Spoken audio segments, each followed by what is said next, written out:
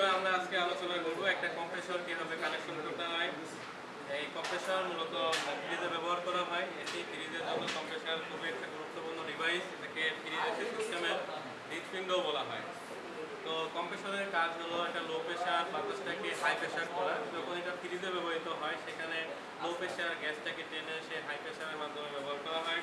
তো এর জন্য এখানে দেখেন এটা অ্যাকচুয়াল ভিতরে মোটর আছে। কম্প্রেসর বিভিন্ন রকম হতে পারে। তো এটা হলো সিল টাইপ একটা কম্প্রেসর। তো ফ্রিজের জন্য সিল টাইপ কম্প্রেসর ব্যবহার করা হয়। তো সিল টাইপ কম্প্রেসরের ভিতরে মোটর রয়েছে। তো এটা হারমেটিক্যালি সিল, এটার শব্দটাও বাইরে আসে না। তো এখানে একটা সিঙ্গেল ফেজ মোটর ভিতরে কোয়েল করা আছে, যে কারণে এখানে তিনটা টার্মিনাল আছে। এই তিনটা টার্মিনালের একটা হলো রানিং, একটা হলো কমন, আর একটা হলো স্ট্যাটিক। যদি আপনার দিক থেকে ধরেন, ধরার পরে আপনার মুভের দিকে তাকালে আপনার ডান হাতে যেটা নিচের দিকে পড়বে এটা হলো রানিং কোয়েল, এবং বাম দিকে যেটা পড়বে সেটা হলো স্টার্টিং কোয়েল, এবং উপরে যেটা পড়বে সেটা হলো কমন। তো এইভাবে এটা কানেকশন করতে হয়। কানেকশনটা দেখাবো, তার আগে সাইডটা আমরা দেখে নিই। তো দেখেন এখানে এখানে একটা পয়েন্ট আছে এবং তাছাড়া এখানে দুটো নল আছে। তো এই সব মিলিয়ে তিনটা দেখতে পাচ্ছি। তো অ্যাকচুয়ালি এখানে দুটো সেকশন আছে, একটা হলো সাকশন আর একটা হলো ডিসচার্জ। তো ডিসচার্জ যেটাই হলো আপনার আউটপুটটা বের হয় হাই প্রেশারে, যেখানে অবশ্য হিট থাকে, এবং যে দুটো একটু মোটা দেখতে একই রকম, গোড়ার দিকে একটু মোটা দেখতে একই রকম, এটা হলো সাকশন লাইন। এই সাকশন দিয়ে হওয়া ঢোকে এবং ডিসচার্জ দিয়ে হওয়া বের হয়। তো আমরা এটা কানেকশন করা দেখব। তো এটা আমরা আসলে এখানে ট্রেনিং পারপোজ আপনাদেরকে দেখাচ্ছি, শেখার জন্য। তো এখানে কানেকশনগুলো একটু লুজ কানেকশন হয়, যেগুলো দেখানোর জন্য। তো আমরা এটা চালানোর জন্য আরও দুটো জিনিস আমাদের প্রয়োজন, যেমন আমার কাছে হাতে এই পাশে আছে। একটার নাম হলো পিটিসি রিলে, একটা নাম হলো পিটিসি রিলে। দেখেন এখানে দুটো টার্মিনাল আছে। আর এটা হলো ওভারলোড প্রোটেক্টর, এটা হলো ওভারলোড প্রোটেক্টর। তো এই ওভারলোড প্রোটেক্টরের দুটো টার্মিনাল রয়েছে। তো এটা আসলে যদি এটা বেশি গরম হয়ে যায় বা কারেন্ট বেশি নেয়, সেক্ষেত্রে এটা ব্যবহার করা হয়। তো এটা অটোমেটিকলি সেই মুহূর্তে টিপ করে, ভিতরে একটা পাত আছে যেটা টিপ করে কম্প্রেসরকে রক্ষা করে। তো এই জন্য এটা প্রয়োজন। এটা আমরা যখন লাগাবো, এটা আমরা কমনের সাথে লাগাবো। তার আগে আমরা এটা যখন বসাবো, দেখেন এটা আমরা এখানে এভাবে বসাই দিব। তো দেখেন এটা রানিং এবং স্টার্টিং কোয়েলের মধ্যে এটা বসছে, রানিং এবং স্টার্টিং কোয়েলের মধ্যে বসছে। আমরা যখন সাপ্লাই দিব তখন আমরা রানিং এর দিকে সাপ্লাই দিব, সবসময় খেয়াল রাখবেন রানিং এর দিকে সাপ্লাই দিব। আর এটা আমরা উপরে লাগাবো। তো আমরা এই জন্য এর সাথে একটা তার আমরা যে কানেকশন দিব সেই কর্ডটা নেই। তো কর্ডটা নেওয়ার পরে আমরা এখানে এটা কানেক্ট করি।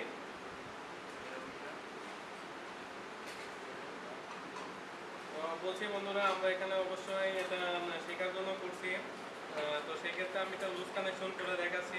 আপনারা এখানে কেবল ক্লিপ ব্যবহার করবেন, বা ফ্রিজে যে ক্লিপ আছে আপনার এটা ঢোকাই দিলে খুব সহজ এখানে কানেকশনটা লেগে যাবে এবং কোনো লুজ কানেকশন হবে না।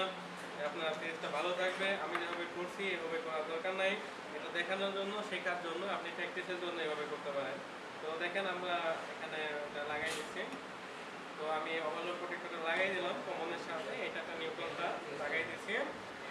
আর আমি এখানে পিটিসি লাগাবো, লাগালে দেখেন এদিকে লাগাবো। তো আমি হাতে এখানে এর সংযোগটা করে নিই।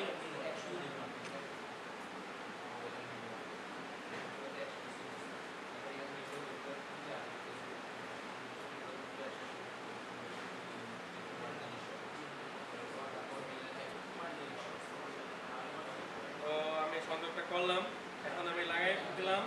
তো আপনাদের যেটা বললাম, যেটা মেজারমেন্ট করা ছাড়াই বোঝা যায় যে আপনি যখন ধরছেন আপনার হাতের ডান দিকে রানিং, বাম দিকে স্টার্টিং এবং উপরে কমন।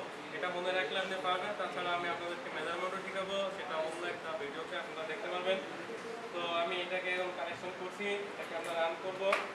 তো এর ভিতরে মোটরটা তো আপনারা দেখতে পাচ্ছেন না। তো আপনারা শব্দ শুনে বুঝতে পারবেন যে এটা আসলে অন হয়েছে। তো আমি এটা সাপ্লাই দেওয়ার জন্য দিলাম। তো এখন আমি এখানে সাপ্লাই দিচ্ছি। তো আপনারা নিশ্চয়ই শব্দ শুনতে পাচ্ছেন, মোটরটা চলছে। তাছাড়াও এটা দেখানোর জন্য আমাদের এটা খোলা আছে, এটা কাটা আছে। আমি এটা খুলতে পারবো যখন শব্দটা অনেক বেশি এক্সপ্যান্ড করবে।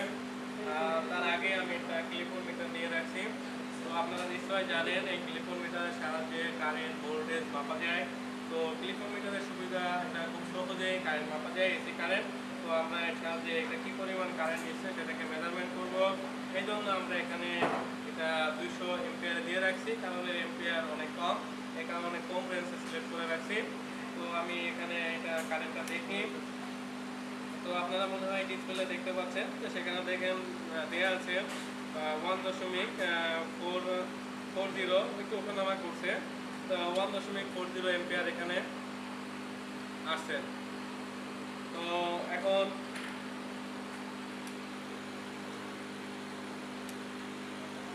দেখা যায় 1.40 এম্পিয়ার, দুটো তারই আসলে একই রকম আসবে, কিছুটা ওঠানামা করে। এই যে 1.40 এম্পিয়ার।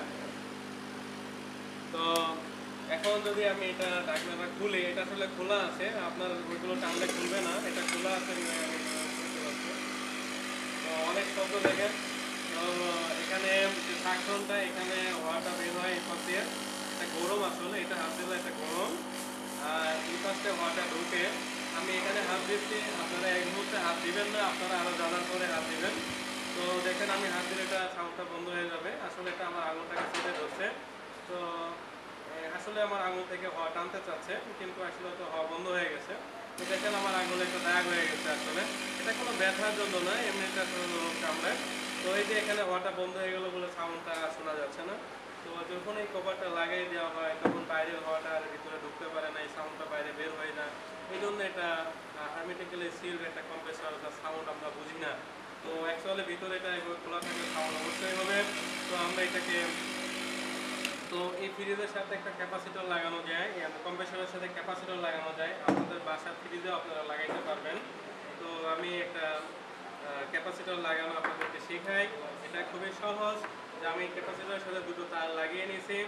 তো এটা আপনি যা করবেন সেটা হলো আপনার পিটিসি রিলেটাকে খুলবেন, এবং এর দুই পাশে যে দুটো পয়েন্ট রয়েছে, যে টার্মিনাল দুটো দেখতে পাচ্ছেন, এই দুই টার্মিনালে আপনার দুই পাশ লাগাই দিলেই হবে। ক্যাপাসিটরের কোনো পোলারিটি ঠিক নাই এই ক্যাপাসিটরগুলোর। তো আপনার যে কোনো একদিকে করে লাগালেই হবে।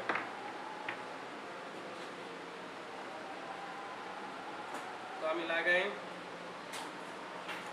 আমি আবারও বলছি, এটা আপনাদেরকে জাস্ট শেখানোর জন্য আমি লুজ কানেকশন করছি।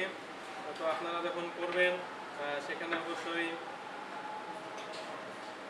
কেবল ক্লিপ ব্যবহার করবেন। ক্লিপ ব্যবহার করার মাধ্যমে এখানে ব্যবহার করবেন, তাহলে আপনাদের শর্ট স্পার্ক হওয়ার, মানে কোনো লুজ কানেকশন করার সম্ভাবনা থাকবে না।